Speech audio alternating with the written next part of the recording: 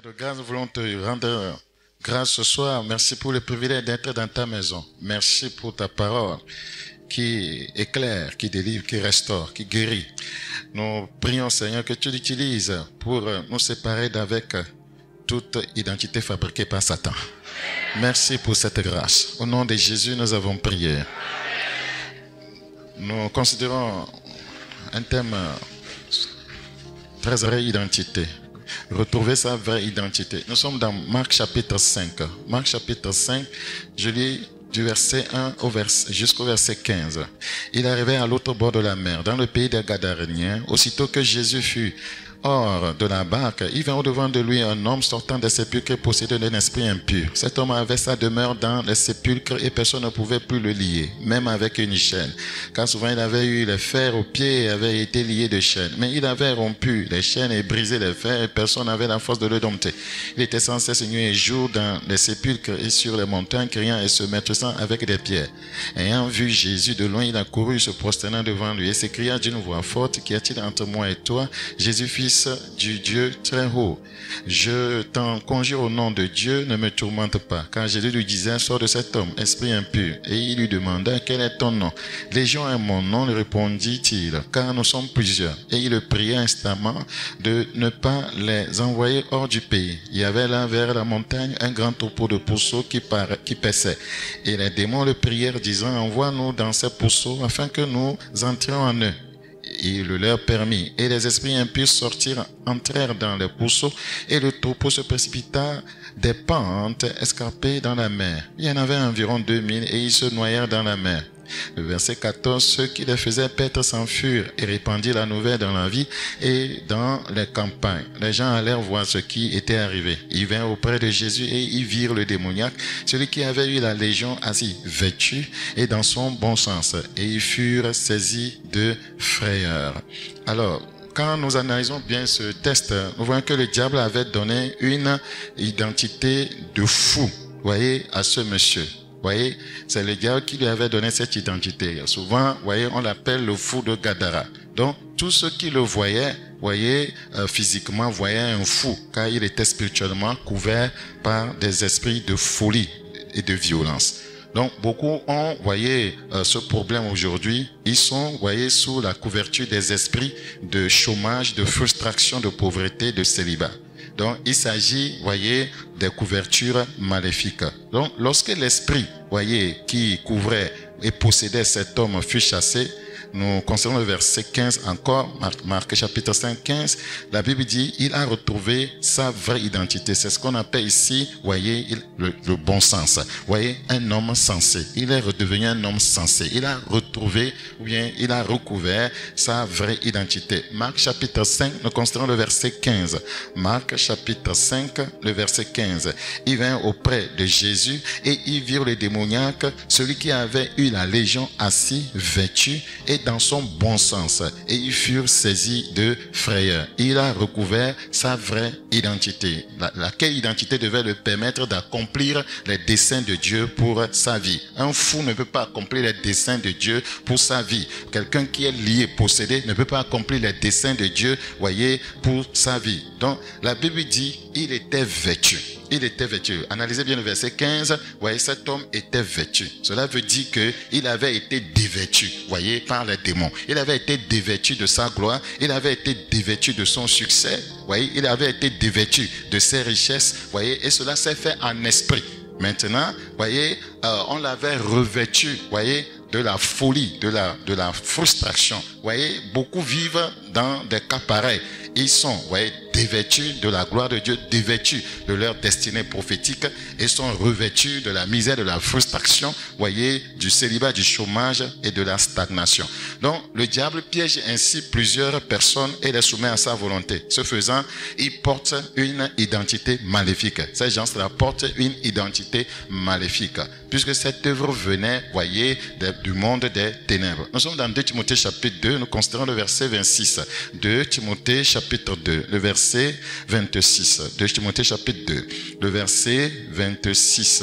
La Bible dit au verset 26 de 2 Timothée chapitre 2, et que revenez à leur bon sens, recouvrant leur identité. Voyez, ils se dégageront des pièges du diable qui s'est emparé d'eux pour les soumettre à sa volonté. Celui qui est couvert d'une identité maléfique fait la volonté du diable, subit, voyez, les attaques du diable, souffre, voyez, les attaques du diable. Donc, le fou de Gadara va premièrement retrouver son bon sens.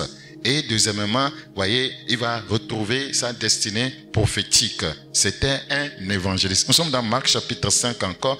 Nous retournons là. Marc chapitre 5, nous considérons le verset 18. Marc chapitre 5, le verset 18. La Bible dit, comme il montait dans la barque, celui qui avait été démoniaque lui demanda la permission de rester avec lui. Jésus ne le lui permit pas, mais il lui dit, va dans ta maison vers les tiens et raconte-leur tout ce que le Seigneur t'a fait et comment il a eu pitié de toi. Et il s'en alla et se mit à publier dans la Décapole tout ce que Jésus avait fait pour lui, et tous furent dans l'étonnement. Donc, il a retrouvé face à destinée prophétique. C'était un appelé de Dieu. C'était, voyez, un serviteur de Dieu. C'est cette identité qu'il devait porter, mais Satan l'avait couvert d'une identité, voyez, démoniaque, une identité de folie, de souffrance et, voyez, de misère. Nous allons considérer, voyez, ce message en trois parties. Premièrement, quelle est la vraie identité du croyant? Quelle est la vraie identité du croyant? Donc, en considérant ce soir le thème, retrouver sa vraie identité, nous allons répondre à cette première question. Quelle est la vraie identité, voyez, du croyant? Alors, l'identité spirituelle du croyant est définie par une relation avec Dieu. Sans une relation avec Dieu, vous n'avez pas d'identité. Votre identité est démoniaque, satanique. Tout homme né d'une femme, voyez, est du diable.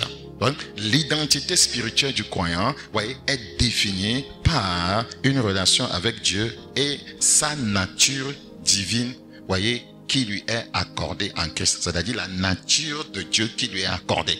Donc, si la nature de Dieu ne vous est pas accordée, vous n'avez pas une identité, voyez, en Christ.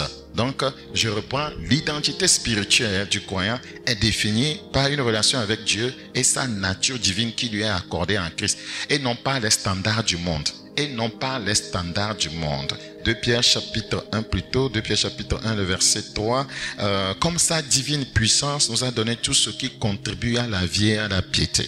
Comme sa divine puissance nous a donné tout ce qui contribue à la vie et à la piété. Notre identité, voyez, vient de Dieu. C'est Dieu qui nous donne tout ce qui contribue à la vie et à la piété, au moyen de la connaissance de celui qui nous a appelés par sa propre gloire et par sa vertu.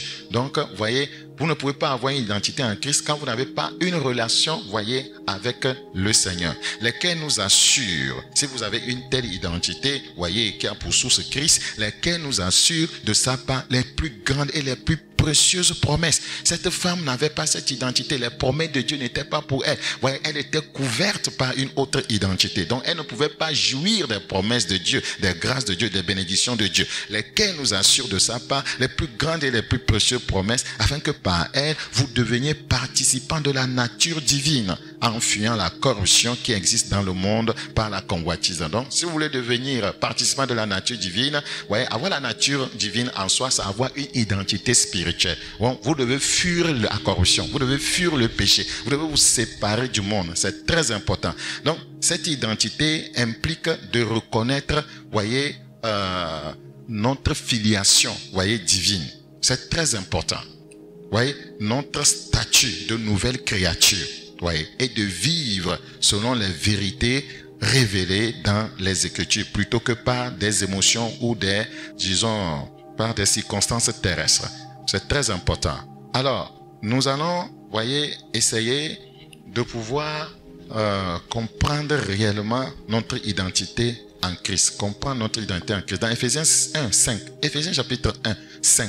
Comme ça, si vous êtes couvert d'une autre identité, vous le saurez. C'est très important. Éphésiens chapitre 1, le verset 5. Nous ayant prédestinés dans son amour à être ses enfants d'adoption par Jésus-Christ selon le bon plaisir de sa volonté, à la louange de la gloire de sa grâce qui nous a accordé en son bien-aimé, c'est en Christ Jésus que nous avons une identité spirituelle, ouais, une nature divine. C'est très important. Alors, quelle est la source, voyez, divine de cette identité? Quelle est la source divine de cette identité? L'identité spirituelle a une source. Voyez, le croyant découvre son identité non dans le monde matériel. Non, non, la source de notre identité, ce n'est pas dans le monde. Non, non, pas nous identifier aux gens du monde, nous donner une identité par ce que nous possédons, par nos richesses. Non, non, non, non, non. Non, ce n'est pas la source de notre identité. Aujourd'hui, on identifie les gens par leur richesse, par leur grandeur, par ce qu'ils ont réalisé dans le monde. Non. Donc, voyez, le croyant découvre son identité non dans le monde matériel, mais dans sa relation spirituelle avec Dieu. Dans Éphésiens chapitre 2, le verset 10, Éphésiens chapitre 2, Éphésiens chapitre 2, le verset 10. Éphésiens chapitre 2, nous considérons le verset 10. Car nous sommes son ouvrage. C'est la source de notre identité. Il faut que nous soyons, voyez, recréés par Dieu. Voilà. C'est pourquoi la nouvelle naissance est très importante. Voyez, car nous sommes son ouvrage, ayant été créés en Jésus-Christ. C'est la source de notre identité. Je suis recréé en Christ. Voilà. C'est la source de notre identité. Car nous sommes son ouvrage, voyez, ayant été créés en Jésus-Christ pour de bonnes œuvres que Dieu a préparées d'avance afin que, voyez, nous les pratiquions. Beaucoup, voyez, leur identité n'est pas ancrée en Christ, mais ancrée, voyez, dans, voyez, la sorcellerie. Ancré dans, voyez, les pratiques, voyez, ancestrales. Ancré, voyez, dans les pratiques de sorcellerie de leur famille. Donc, voyez, ce n'est pas Christ, voyez, qui est la source de leur identité. C'est pourquoi la personne se comporte comme ses ancêtres. C'est son identité, voyez, a un lien avec ses ancêtres. C'est pourquoi la personne se comporte, voyez, comme un démoniaque. Il a des comportements bizarres parce que son identité vient d'un lien satanique, d'un lien démoniaque. Voyez, c'est pourquoi les gens se comportent comme des mondains, parce que leur identité est liée au monde. Voyez, la source de notre identité, voyez, c'est Christ. Il faut nécessairement que nous puissions naître de nouveau. Si nous voulons avoir une identité spirituelle, voyez, qui empêche Satan de faire de nous ce qu'il veut. C'est très important. Donc, cette identité est ancrée, voyez, en Christ Jésus. Donc, l'identité du croyant est établie par le travail de Jésus-Christ. Regardez encore ce passage que nous venons de lire. Car nous sommes son ouvrage. Son ouvrage. C'est-à-dire qu'il nous a travaillé. Car nous sommes son ouvrage. L'identité du croyant est établie par le travail de Jésus-Christ. Nous sommes son ouvrage. Tu ne dois pas être l'ouvrage des esprits de famille. Tu ne dois pas être l'ouvrage des esprits sataniques et démoniaques. Tu ne dois pas être l'ouvrage, voyez, des sorciers. C'est eux qui ont travaillé ta vie et tu vis comme ils veulent. Non, il faut être recréé en Christ. C'est très important. Praise the living God. Donc, voyez, Christ, voyez, fait un travail et ce travail fait que il nous fait passer d'une ancienne vie à une nouvelle. Il nous fait passer d'une ancienne identité à une nouvelle identité. Sans quoi l'ennemi continuera à nous malmener. Voilà. Puisque tout homme né d'une femme a une identité satanique.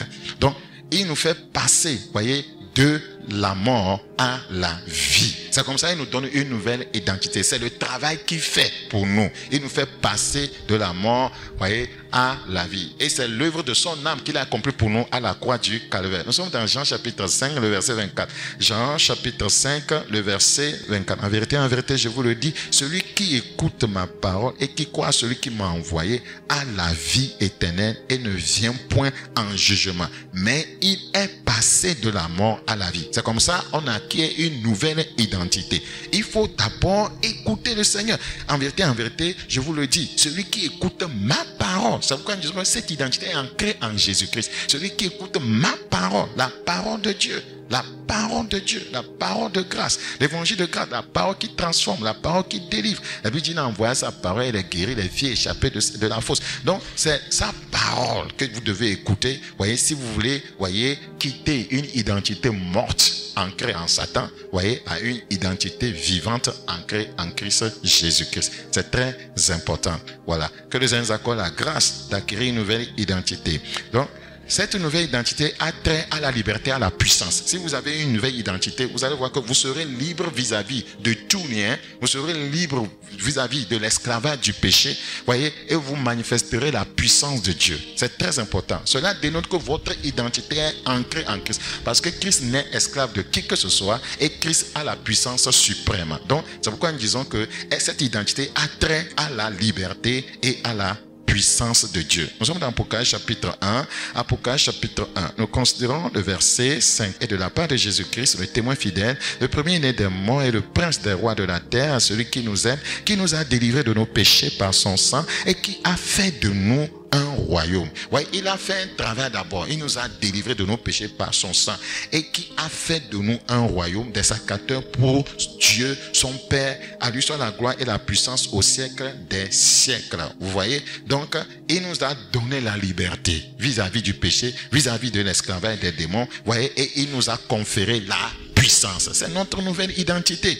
Il nous a conféré la puissance. C'est pourquoi la Bible dit, ils régneront sur la terre. C'est très important. Donc, il nous faut, voyez, une nouvelle identité ancrée en Christ. En Christ, le croyant est libéré des peurs. Le croyant est libéré des peurs, il est libéré des contraintes du péché. Dans cette nouvelle identité, vous ne pouvez pas, voyez, vivre dans la peur et vous ne pouvez pas être contraint, voyez, de vivre dans le péché. Vous êtes libre vis-à-vis du péché. Vous avez la puissance, voyez, pour régner sur le péché et les œuvres du diable. Donc, en Christ, le croyant est libéré des peurs et des contraintes du péché et il reçoit l'autorité pour agir selon la puissance divine. C'est notre nouvelle identité.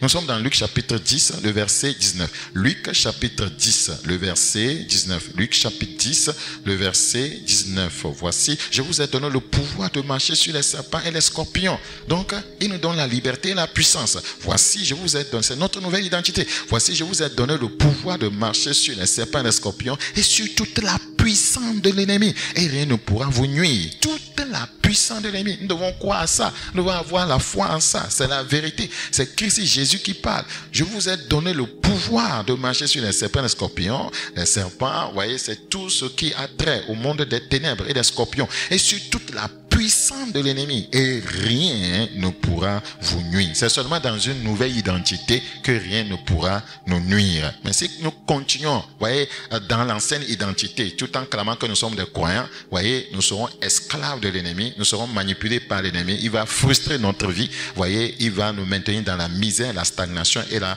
pauvreté. Dans Éphésiens chapitre 1, nous considérons le verset 20. Éphésiens chapitre 1. Éphésiens chapitre 1, nous considérons le verset 20. Éphésiens chapitre 1, le verset 20. Il a déployé en Christ en le ressuscitant des morts et en le faisant asseoir à sa droite dans les lieux célestes, au-dessus de toute domination, de toute autorité, de toute puissance, de toute dignité et de tout nom qui se peut nommer non seulement dans le siècle présent, mais encore dans le siècle, voyez, à venir. Il a tout mis sous ses pieds. Il a donné pour chef suprême à l'église. Donc, si tu es l'église du Seigneur et Jésus est ton chef suprême, voyez, Jésus qui est au-dessus de toute domination, voyez, te mettra aussi au-dessus de toute domination. Jésus qui est au-dessus de toute autorité, te mettra au-dessus de toute autorité. Jésus qui est au-dessus de toute puissance et de toute dignité, voyez, te mettra au-dessus de toute puissance, de toute dignité. Voyez, Jésus qui est au-dessus de tout nom qui se peut nommer, voyez, sur la terre, non comme pauvreté, misère, voyez, chômage, frustration, il te mettra au-dessus de tous ces noms-là. Praise the living God. Alors, cette nouvelle identité est aussi liée à la sainteté. Cette nouvelle identité est liée à la sainteté. C'est très important. Cette nouvelle identité, voyez, est liée à la sainteté. La Bible dit dans 1 Pierre chapitre 1, nous considérons le verset 14. 1 Pierre chapitre 1, le verset 14. Il est écrit, comme des enfants obéissants, ne vous conformez pas aux convoitises que vous aviez autrefois quand vous étiez dans l'ignorance. Mais puisque celui qui vous a appelé est saint, vous aussi soyez saints dans toute votre conduite. Vous voyez, selon qu'il est écrit. Vous voyez, la sainteté est notre nouvelle identité. Oui, mais si vous continuez dans la souillure, dans l'immoralité, dans les saletés, les démons vont avoir accès à votre vie. Ils vont vous manipuler. Ils vont vous manipuler. C'est notre nouvelle identité ici. Il dit au verset 5, vous serez saints car je suis saint. C'est notre nouvelle identité. C'est notre nouvelle identité. Le croyant doit savoir que c'est sa nouvelle identité. Ne pensez pas qu'on me force de vivre dans la sainteté. Non. Ouais, si tu ne portes pas cette nouvelle identité, pour Satan, tu lui appartiens. Rappelez-vous de Josué, le souverain sacerdoce qui portait des vêtements sales. Satan le réclamait parce qu'il ne vivait pas dans sa nouvelle identité. C'est très important. Donc, le croyant est appelé à être saint, tout comme Dieu est saint. Ce qui implique une conduite conforme, voyez, à sa nouvelle identité ou nature. Vivre dans la sainteté, voyez, c'est avoir une conduite conforme à ta nouvelle identité. C'est très important, à ta nouvelle identité. Dans Hébreux chapitre 12, le verset 10, Hébreux chapitre 12, le verset 10, nos pères nous châtiaient pour peu de jours comme ils le trouvaient bon. Mais Dieu nous châtie pour notre bien, afin que nous participions à sa sainteté. Le Seigneur veut qu'on participe à sa sainteté parce que c'est ça notre nouvelle nature. Notre nouvelle nature, c'est-à-dire notre nouvelle identité. Voyez, la sainteté de vie. Donc, le croyant qui ne veut pas vivre dans une vie sainte, voyez, est en train de dire à Satan simplement que je t'appartiens toujours. Voyez, je garde l'ancienne, voyez, identité. Donc, tu peux continuer à me manipuler. Tu peux faire de moi ce que tu veux. Voilà. Donc, en deuxième position, deuxième point, les caractéristiques de cette identité. Les caractéristiques de cette identité. Voyez, je venais de vous révéler la vraie identité du croyant. La vraie identité du croyant, elle est ancrée. Voyez, sa source est divine. Elle est ancrée en Christ. Elle a trait à la liberté, à la puissance. Cette nouvelle identité est liée à la sainteté. Je vais récapituler pour vous. Donc, je venais de vous parler de la vraie identité du croyant. Tout ce que j'ai eu à dire là-dessus, je voulais vous révéler simplement que sa source est divine. Notre nouvelle identité, sa source est divine. Elle est ancrée en Christ. Voyez, elle a trait à la liberté, à la puissance. Et cette nouvelle identité est liée à la sainteté. Voyons maintenant en deuxième position les caractéristiques de cette identité. Les caractéristiques de cette identité. Nous sommes dans Jean chapitre 1, le verset 12. Jean chapitre 1, le verset 12. Vous voyez, ça te permet de savoir si réellement tu as une identité en Christ. Sinon, tu dois savoir que Satan aura accès à ta vie et tu dois prendre des mesures pour que cela n'arrive pas. Nous sommes dans Jean chapitre 1. Jean chapitre 1, le verset 12. Mais à tous ceux qui l'ont reçu, voyez, à ceux qui croient en son nom, elle a donné le pouvoir de devenir enfants de Dieu, lesquels sont nés non du sang, ni de la volonté de la chair, ni de la volonté de l'homme, mais de Dieu. Voyez? Alors, lorsque quelqu'un a une nouvelle identité en Christ, ce qu'on constate immédiatement, c'est qu'il devient un enfant de Dieu. Il devient un enfant de Dieu. Il y a une différence entre un enfant de Dieu et un enfant du diable. Il devient un enfant de Dieu. Voilà. Il devient un enfant de Dieu.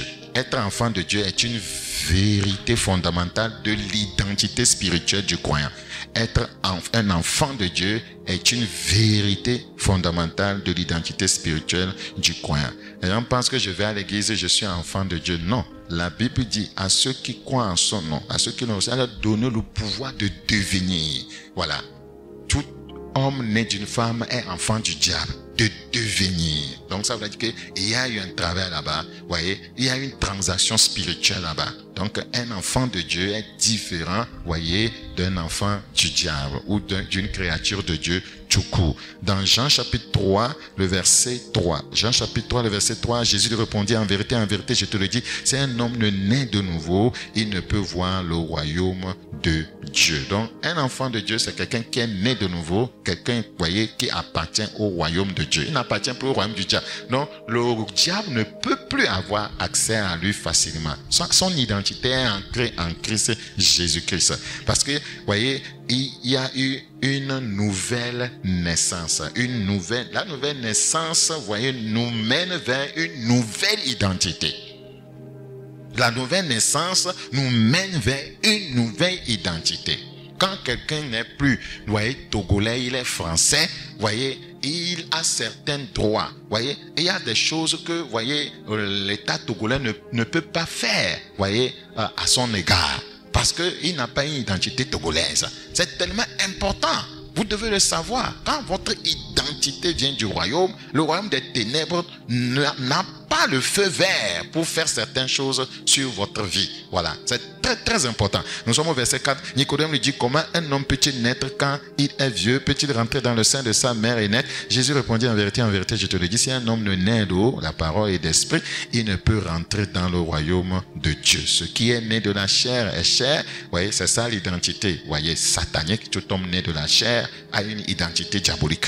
Parce que son père, c'est le diable. Et ce qui est né de l'esprit est esprit. Donc, celui qui a expérimenté la nouvelle naissance a une identité spirituelle divine, ancrée en Christ Jésus. Très, très important. Et cette nouvelle identité qui fait de nous des enfants de Dieu nous confère un nouveau statut. Nous confère un nouveau statut. Quand on n'était pas encore enfant de Dieu, on avait un statut. C'est ce qui permettait à Satan de faire de nous ce qu'il voulait. Maintenant, cette nouvelle identité nous confère un nouveau statut. Donc, le croyant, voyez, a un nouveau statut. Voyez, une fois qu'il est né de nouveau. C'est pourquoi la Bible dit dans 2 Corinthiens chapitre 5, le verset 17, celui, voyez, si quelqu'un est en Christ, il est une nouvelle, c'est un nouveau statut. Il est une nouvelle créature. Les choses anciennes, voilà, les choses anciennes, voyez, l'esclavage ancien, les possessions anciennes, les choses anciennes, les souffrances anciennes, voyez, la frustration ancienne, voyez, le chômage ancien, le célibat ancien, les choses anciennes, l'oppression ancienne, les choses anciennes sont passées. C'est voyez, c'est un nouveau statut. Vous devez le savoir. Mais si les choses anciennes continuent, voyez, à te malmener, ça veut dire qu'il y a un problème avec ton identité. Tu n'as pas encore une nouvelle identité.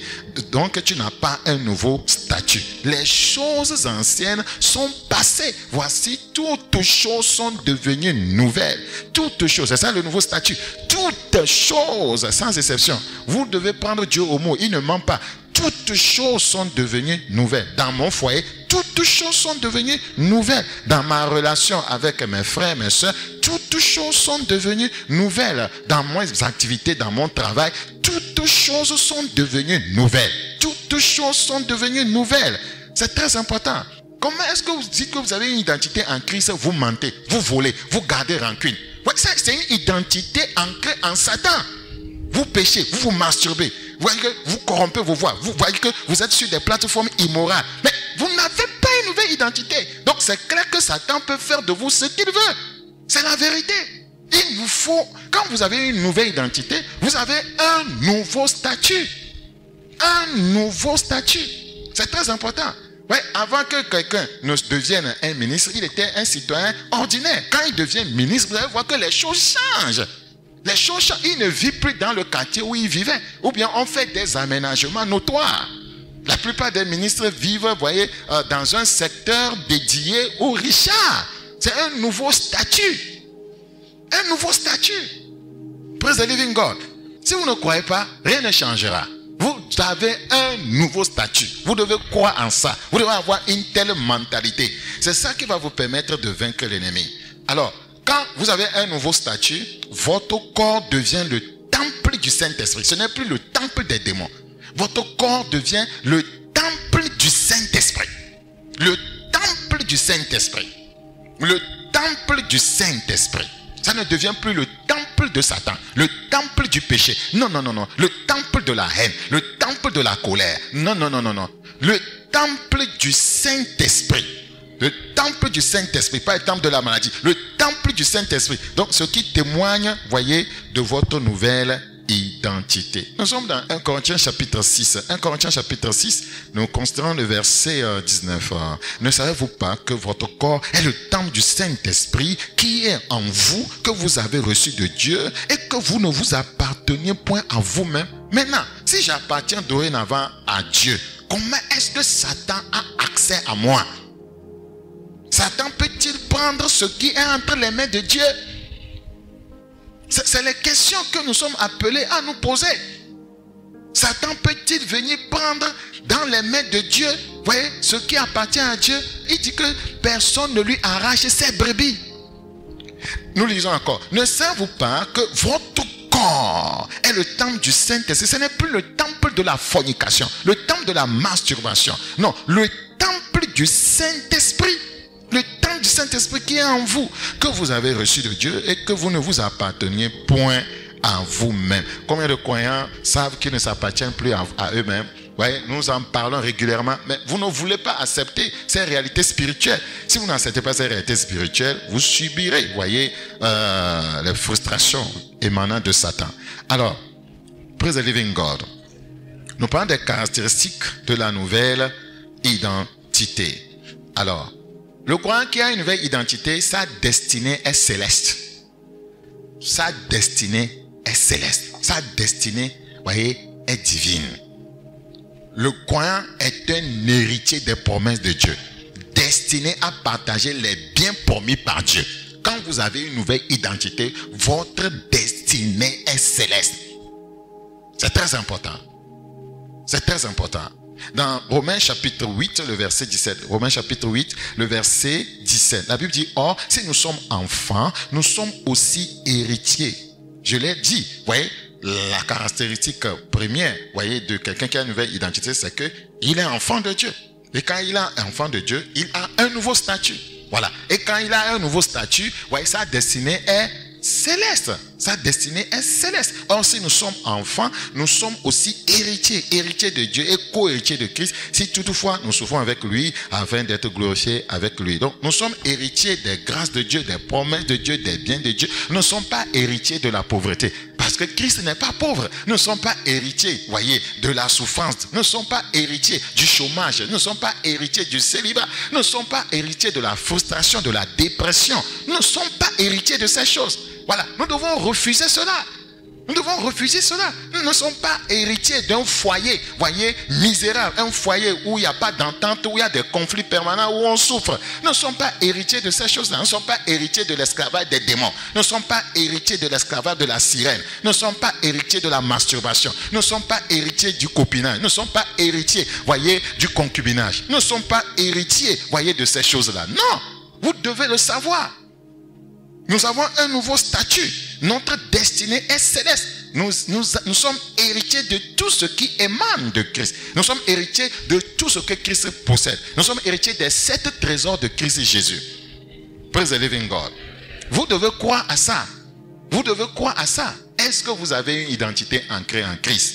Ou bien ancrée dans le monde? Ancrée, voyez, dans les traditions. Ancrée dans le matérialisme. C'est très important. Considérons rapidement le 3e point. Comment vivre cette nouvelle identité? Les caractéristiques de cette identité. 3e point, comment vivre notre nouvelle identité? C'est très important. Vous savez, il y a beaucoup qui ont eu une nouvelle identité, effectivement, en Christ Jésus. Mais comme ils ne savaient pas comment vivre cette nouvelle identité, l'ennemi est revenu. L'ennemi est revenu et il les a replongés, voyez, dans l'ancienne vie. Quand vous acquérez une nouvelle identité en Christ, vous devez savoir comment on vit cette nouvelle identité. Vous allez voir la plupart, voyez, des Africains qui sont partis se faire naturaliser européens, voyez, vous allez voir leur manière de parler, vous allez voir leur manière de s'habiller. Ils savent vivre en européen. C'est leur nouvelle identité. Ils savent vivre en européen. Quand ils parlent le français, tu dois vraiment ouvrir, voyez, ton 3e oreille pour pouvoir comprendre ce qu'ils sont en train de dire. Ils vivent cette identité.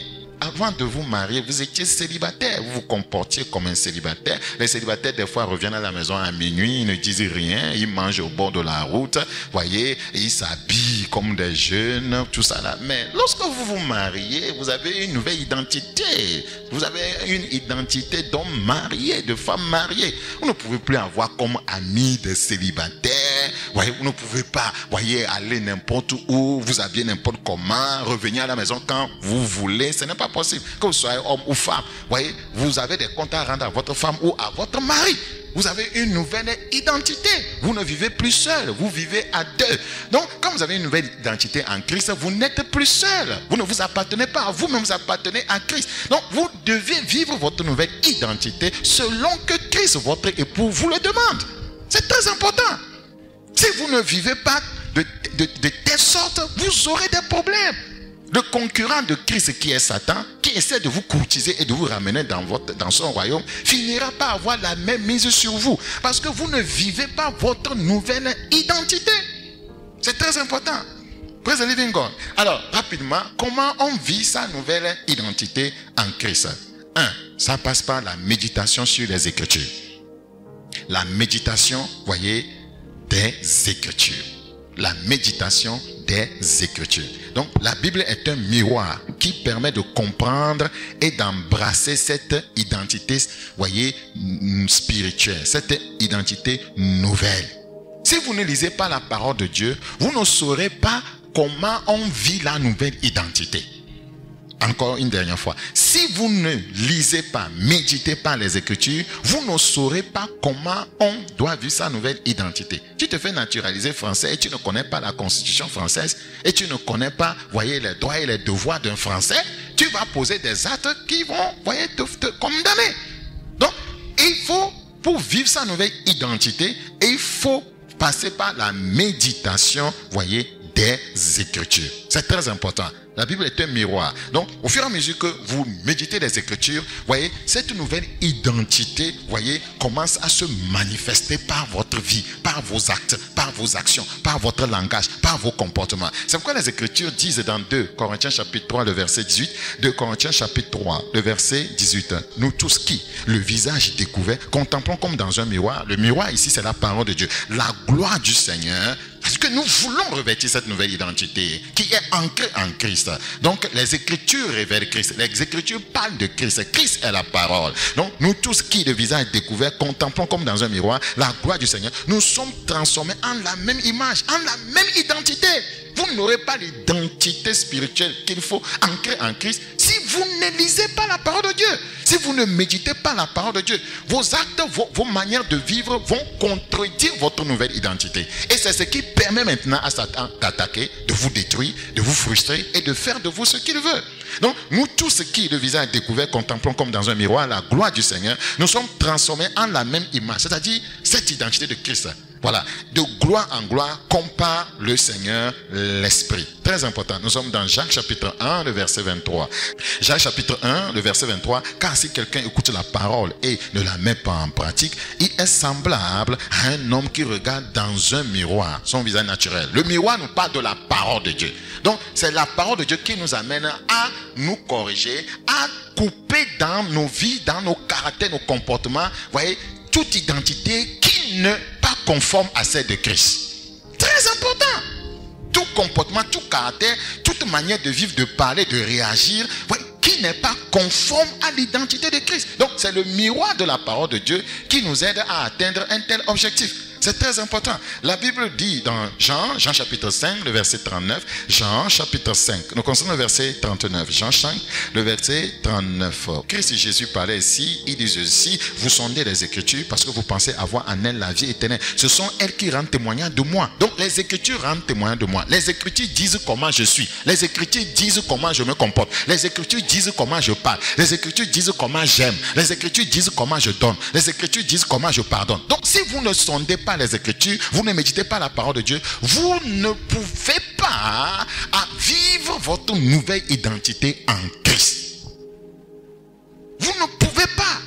Donc, c'est pourquoi plusieurs d'entre nous, on a des réactions, des comportements qui n'ont rien à voir avec, voyez, le caractère de Christ Jésus. Il dit, les Écritures, voyez, témoignent de lui, témoignent de sa vie, témoignent de son comportement, témoignent de ses agissements, témoignent de ses actions, témoignent de son caractère, témoignent de son amour, témoignent de sa patience, témoignent de ses compassions, témoignent, voyez, de sa maîtrise de soi, témoignent de sa joie, témoignent de la paix qu'il dégage. Ce sont les Écritures, voyez, qui révèlent Christ, cette identité que nous sommes appelés à porter. Puisque nous sommes appelés à le ressembler. 1 Jean chapitre 4, verset 17, tel il est, tel nous sommes dans ce monde. Praise the living God. Alléluia. Donc, voyez, comment vivre, voyez, notre nouvelle identité en Christ, cela passe par 1, la méditation, voyez, des Écritures. 2, cela passe par une relation intime avec, voyez, Dieu. Une relation intime. Il faut cultiver une relation intime avec Dieu par la prière. Il faut cultiver une relation intime avec Dieu par la prière. Ce que nous venons de voir dans le film, si cette jeune dame priait réellement, voyez, elle ne pouvait pas, voyez, être manipulée ainsi. Nous avons vu que c'est seulement la prière qui l'a libérée. Ce n'est pas quelque chose d'autre, c'est la prière. C'est la prière. Donc, cultiver une nouvelle relation profonde avec Dieu renforce la conscience de cette identité. Je reprends. Cultiver une relation profonde avec Dieu renforce la conscience de cette identité. Maintenant, je suis conscient que je suis enfant de Dieu. Je suis conscient que je dois aimer. Je suis conscient que je dois pardonner. Je suis conscient que je ne dois pas me mettre en colère. Je suis conscient que je ne dois pas forniquer. Je suis conscient que je ne peux pas aller sur cette plateforme immorale. Je suis conscient que je suis un enfant de Dieu. C'est l'intimité avec Christ, voyez, cultivée par la prière, qui nous donne cette conscience de notre nouvelle identité, de ce que nous sommes. Ce que je suis, je ne peux pas voler. C'est que je suis conscient de ma nouvelle identité. Ce que je suis, je ne peux pas aller vers la femme d'autrui. Je suis conscient.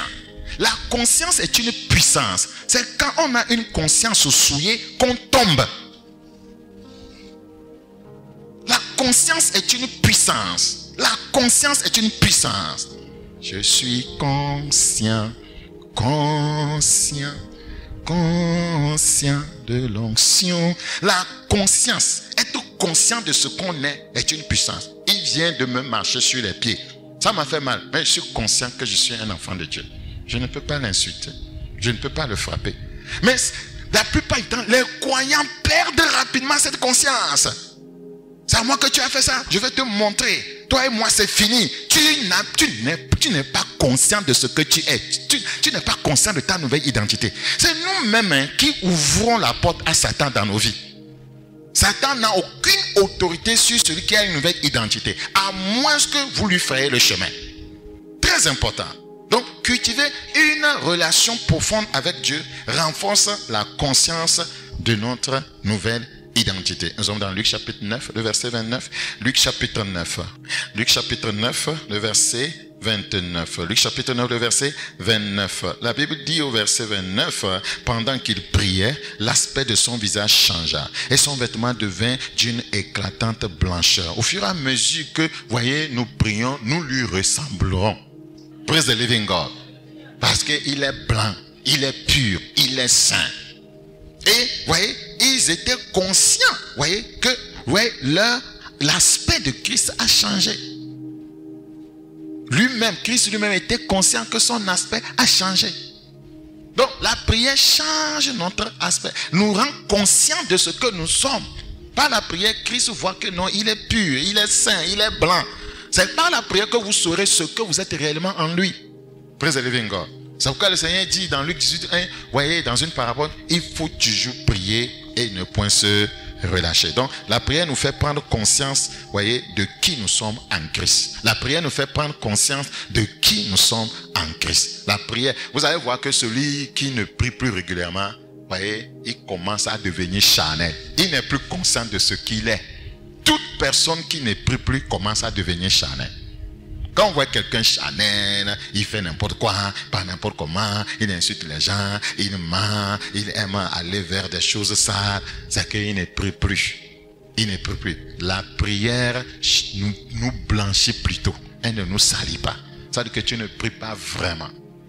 Alors, comment vivre notre nouvelle identité? Nous avons dit 1, cela passe par la méditation des Écritures. 2, cultiver une relation intime avec Dieu par la prière. 3, voyez, cela passe aussi par le renouvellement de l'intelligence. Le renouvellement de l'intelligence. Avant-dernier point, le renouvellement de l'intelligence. Ouais, ici, il s'agit d'aligner ses pensées sur la vérité de la parole de Dieu.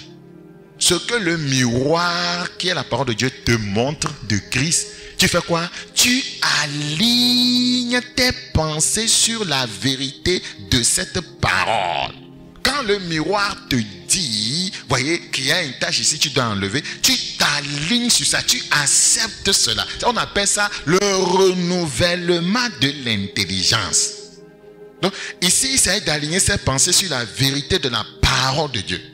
Ceci est crucial, frères et sœurs, pour vivre cette nouvelle identité. C'est pourquoi je vous parle souvent de l'alignement. C'est tellement important pour vivre cette nouvelle identité. Aligner ses pensées sur la vérité de la parole de Dieu.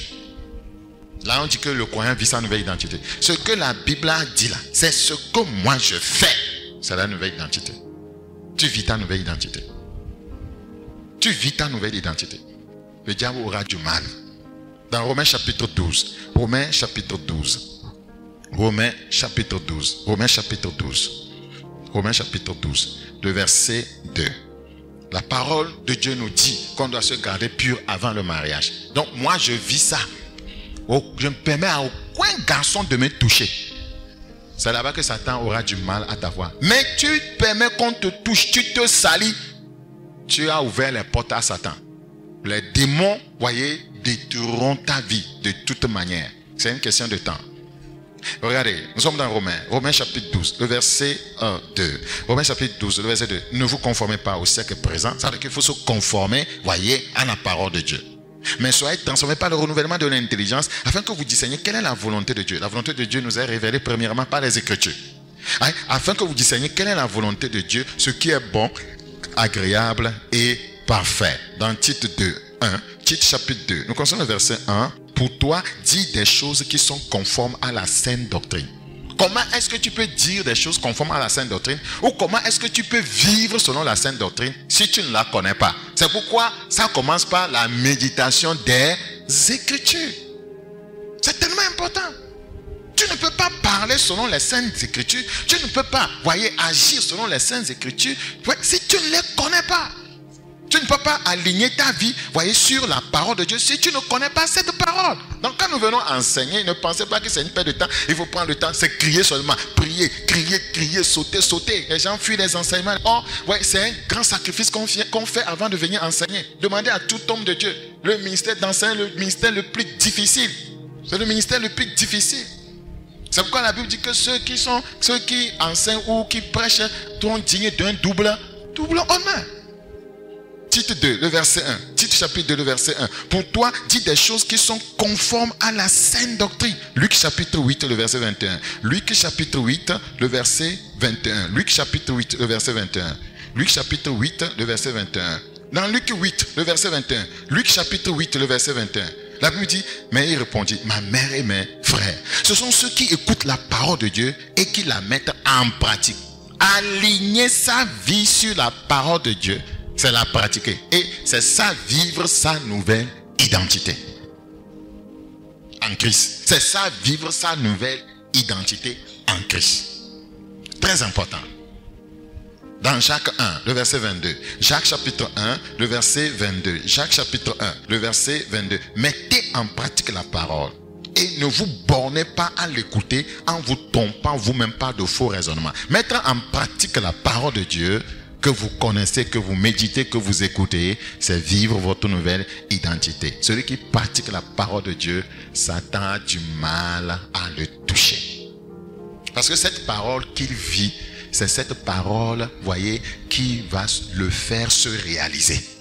C'est cette parole qu'il vit, c'est cette parole qui va le faire se réaliser. Ce que cette parole qu'il vit dit, c'est ce que vous verrez dans sa vie. Ce que cette parole qu'il vit dit, c'est ce que vous verrez se réaliser dans sa vie. Pour terminer, comment vivre sa nouvelle identité? 1. Ça passe par la méditation des Écritures. 2. Cultiver une relation intime avec Dieu par la prière. 3. Ça passe par le renouvellement de l'intelligence. Voyez. Et 4. Ça passe par le rejet des mensonges du diable. Le rejet des mensonges du diable. C'est ici aussi que plusieurs, voyez, ont perdu leur nouvelle identité en Christ. Parce qu'ils ont accepté les mensonges du diable. Le diable, c'est un menteur. Le diable, là, c'est un menteur. Un véritable menteur. Rejeter les mensonges du diable. Donc, le diable tente de faire douter le croyant de son identité en Christ. Ça commence par là. Oh, tu penses que tu as l'autorité.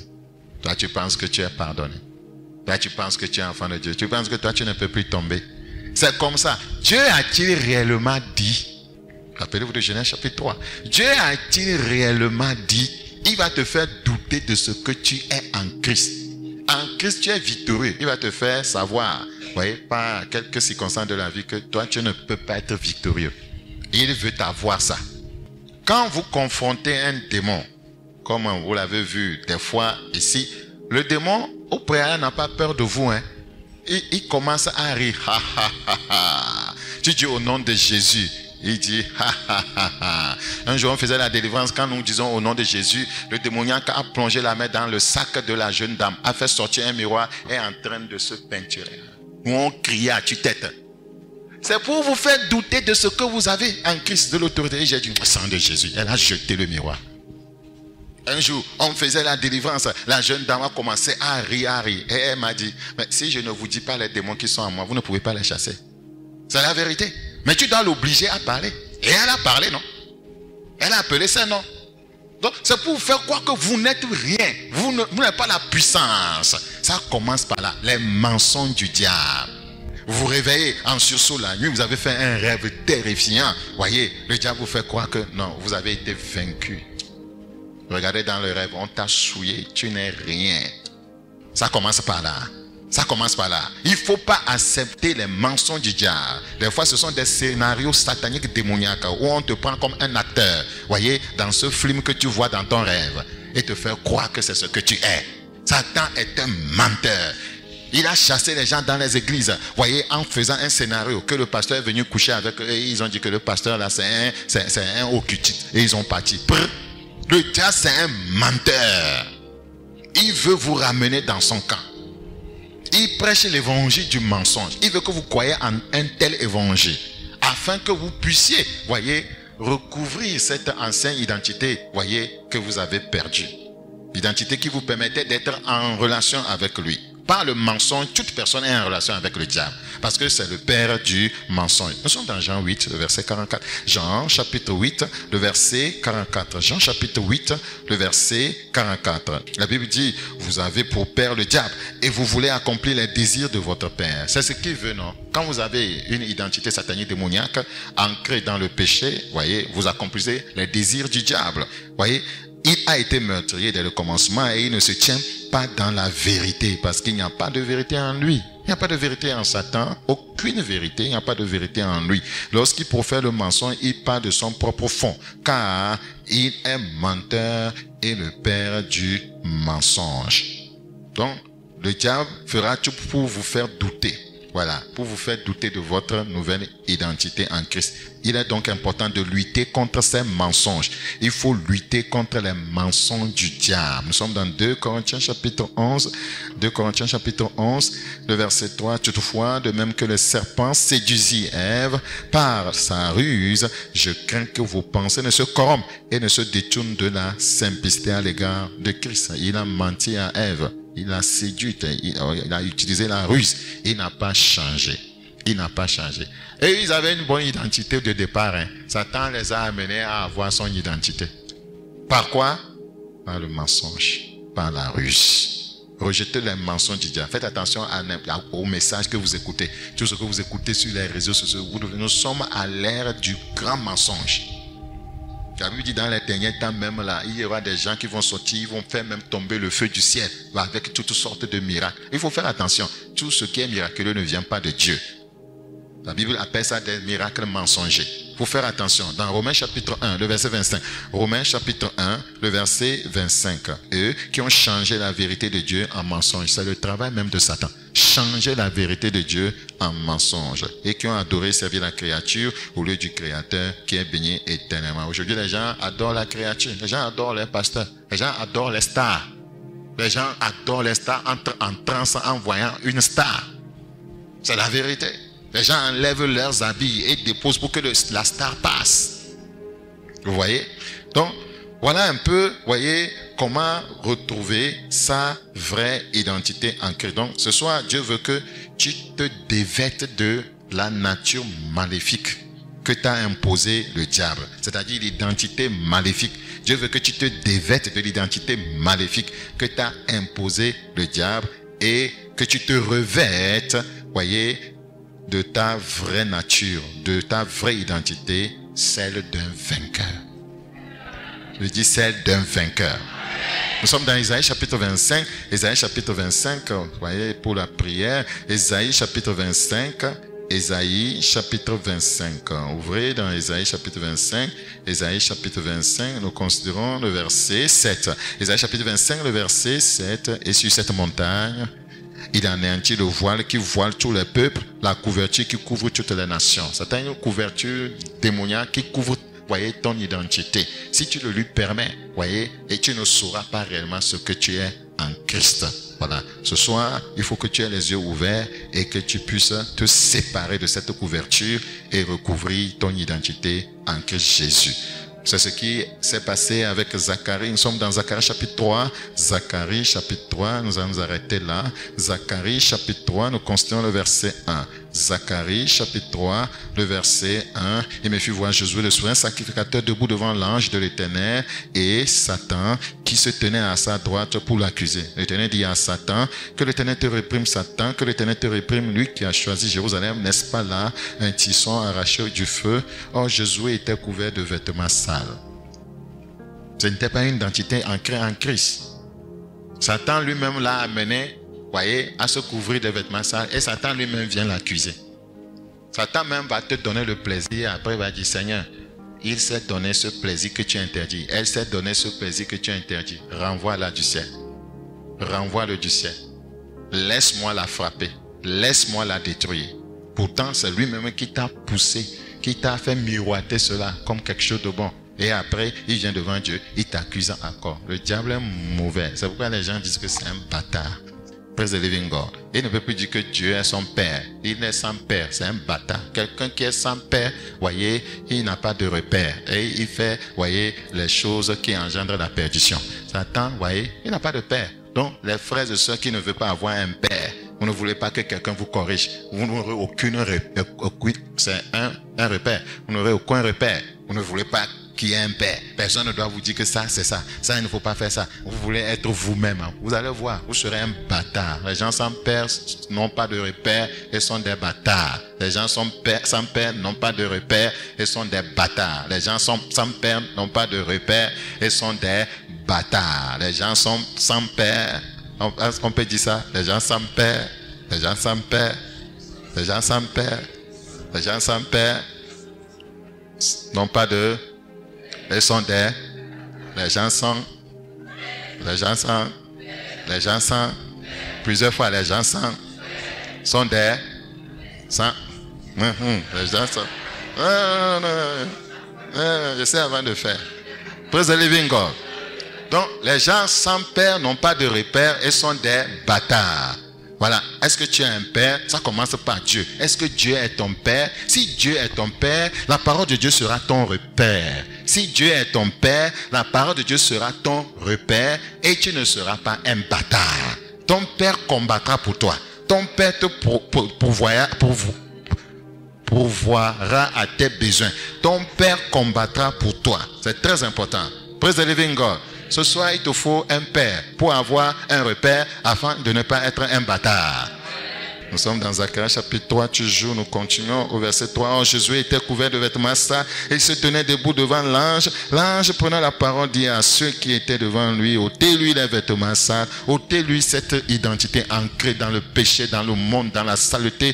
Cette identité, voyez, qui n'est pas ancrée dans la sainteté. Voyez, ôtez-lui les vêtements sales. Puis il dit à Josué, vois, je t'enlève ton iniquité et je te revêts d'habits de fête. Lorsque les habits de fête étaient revêtus, alors les portes qui étaient fermées s'ouvrent.